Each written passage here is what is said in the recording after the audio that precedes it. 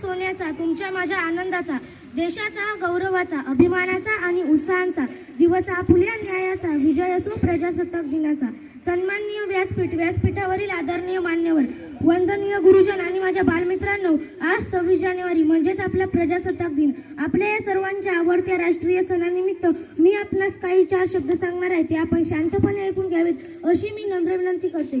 सन 1950 पासून दरवर्षीचा दिवस आपण सारे हा दिवस संपूर्ण देशभरात प्रजासत्ताक दिन किंवा गणराज्य दिन म्हणून साजरा करतो. भारत हे एक लोकशाही राष्ट्र आहे, म्हणजेच लोकांनी लोकांच्यासाठी लोकांकडून चालवलेले राज्य आहे. देशाला स्वातंत्र्य मिळाले आणि आपण ब्रिटिश राजवटीच्या गुलामी जोडखंडातून मुक्त झालो.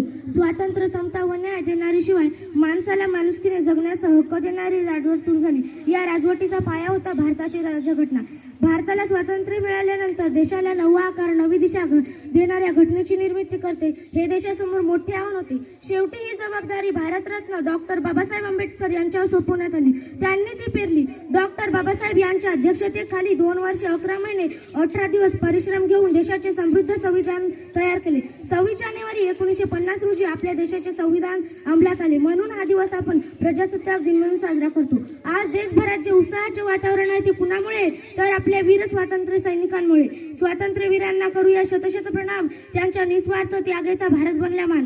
त्यांच्या निस्वार्थ त्यागेचा भारत बनला मान. शेवटी एवढेच म्हणेल, थोरा आमची भारतमाता, आम्ही तिचे संतान. थोरा आमची भारतमाता, आम्ही तिचे संतान. प्रिय आम्हाला आमचा भारत देश मान. प्रिय आम्हाला आमचा भारत देश मान. बोला भारत माता की वंदे. जय हिंद.